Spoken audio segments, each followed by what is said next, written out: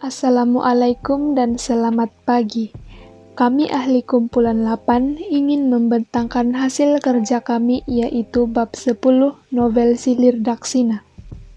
Terlebih dahulu, saya ingin memperkenalkan ahli kumpulan yaitu saya sendiri Alwani, Syazatul, dan Syamiza. Kandungan yang terdapat dalam video yang kami hasilkan ialah sinopsis bab, watak perwatakan, nilai, pengajaran, persoalan, latar tempat, latar masa, dan latar masyarakat. Sinopsis dari bab 10 ialah Tau Keong meminjamkan Haikal motosikal kepunyaan anaknya bagi memudahkan Haikal menziarahi kubur ayahnya. Menurut Tau Keong, kubur ayah Haikal mempunyai pohon kemboja yang paling besar. Setelah sampai di kawasan perkuburan, Haikal menyedekahkan bacaan Yasin dan berdoa.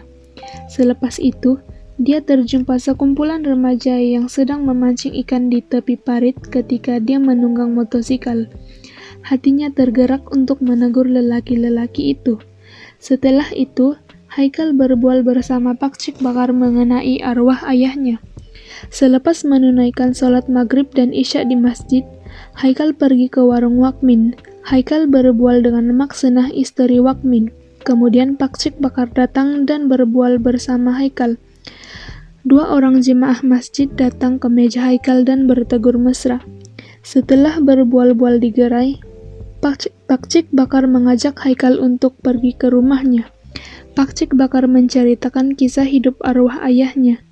Sewaktu arwah hidup, arwah menganggap si Hua sebagai anaknya. Haikal memutuskan untuk pulang karena jam telah menunjukkan hampir jam 2 pagi. Si kandungan seterusnya ialah watak dan perwatakan. Haikal seorang yang berbudi bahasa. Dia memberi salam kepada Pak Cik Bakar ketika bertemu di tepi parit tempat Pak Cik Bakar memancing. Haikal juga seorang yang bijak. Haikal bijak menyesuaikan diri di kampung. Haikal menunaikan salat maghrib dan isya di masjid kampung untuk berkenal-kenalan dengan penduduk kampung. Seterusnya ialah Pak Cik Bakar yang berusia dalam lingkungan 40-an. Pak Cik Bakar ialah sahabat yang sangat akrab dengan arwah ayah Haikal. Dia banyak menyimpan kisah hidup arwah ayah Haikal. Pak Cik Bakar juga seorang yang berbudi bahasa. Dia menjemput Haikal ke rumahnya untuk berbual-bual tentang arwah ayah Haikal. Seterusnya ialah Makmenah, istri Waknin. Makmenah berniaga makanan di warung suaminya. Makmenah seorang yang ringan tulang. Makmenah mengurus warung Waknin ketika Waknin sholat berjemaah di masjid. Dia juga seorang yang peramah. Makmenah dengan ramah bercerita kepada Haikal tentang anak-anaknya. Nilai yang terdapat dalam bab 10 ini ialah: pertama, berhemat tinggi. Haikal membalas lambaian tangan anak-anak muda kampung yang sedang mengail ikan di tepi parit dengan senyuman. Kedua, kebijaksanaan. Haikal menggunakan keakraban arwah ayahnya dengan Pak Cik Bakar untuk menggali kisah hidup arwah ayahnya dan si Hua. Ketiga, kerajinan. Makmenah rajin membantu suaminya, Wakmin, mengurus warung ketika Wakmin salat berjemaah di masjid. Keempat, kesungguhan. Haikal berbual-bual dengan Pak Cik Bakar sehingga jam 2 pagi bagi mendapatkan maklumat tentang arwah ayahnya. Kelima, kasih sayang. Arwah ayah Haikal terlalu sayang Haikal sehingga menjadikan si Hua sebagai bayangan Haikal untuk melepaskan kekecewaan karena tidak dapat hidup bersama-sama Haikal. Seterusnya ialah pengajaran.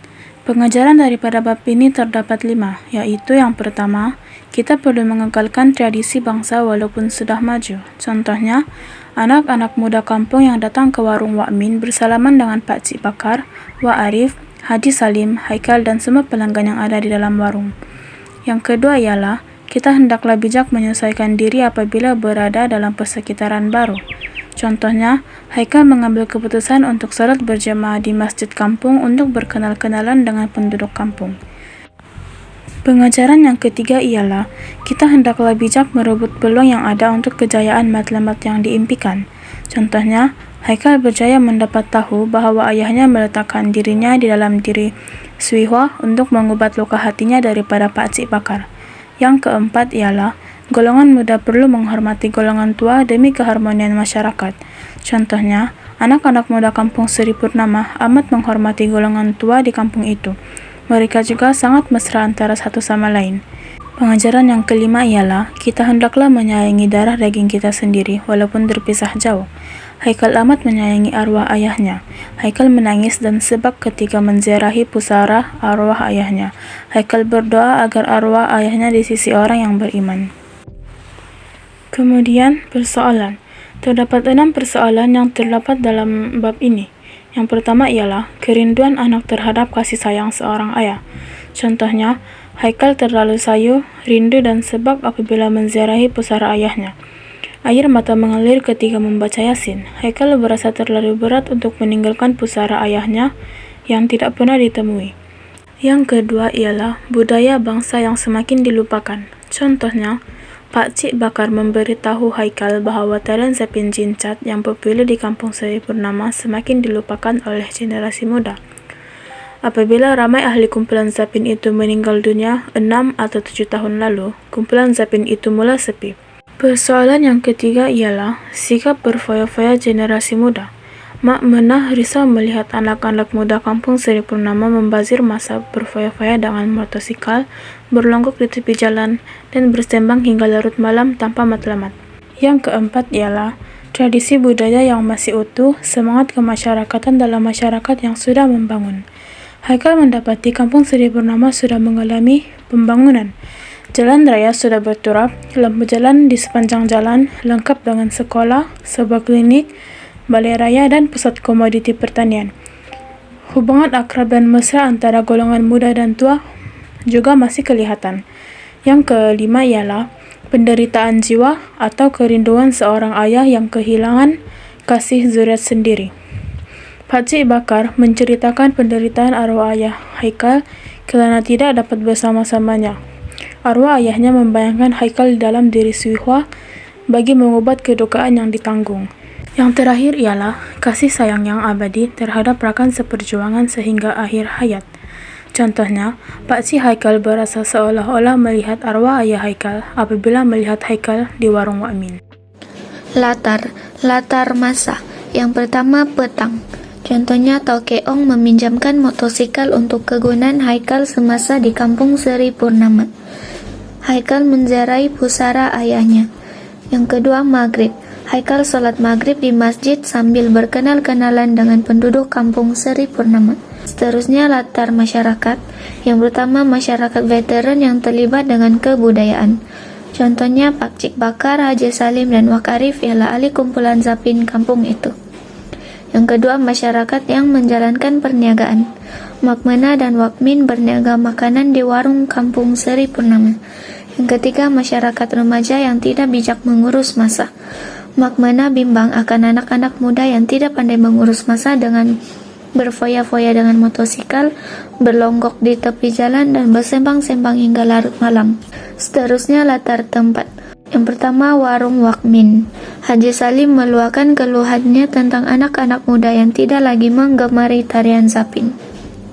Pak Cik Bakar memberitahu Haikal bahwa dia tidak menyangka Haikal akan datang ke kampung Seri Purnama. Yang kedua, rumah Pak Cik Bakar. Di anjung rumah Pak Cik Bakar, Haikal berbual-bual dengan Pak Cik Bakar tentang arwah ayahnya. Haikal memberitahu punca dia ke kampung itu untuk mencari kisah hidup ayahnya. Yang ketiga, pusara Abdullah Kayan. Contohnya, Haikal membaca Yasin untuk arwah ayahnya. Haikal menyapu batu nisan dan mencabut rumput di atas pusara ayahnya. Yang keempat, tepi parit sepanjang jalan. Haikal berkenalan dengan Pak Cik Bakar di tepi parit. Haikal dan Pak Cik Bakar bercerita tentang arwah ayah Haikal. Yang terakhir, masjid kampung Seri Purnama. Haikal menunaikan salat maghrib dan isyak berjemaah. Sekian, terima kasih.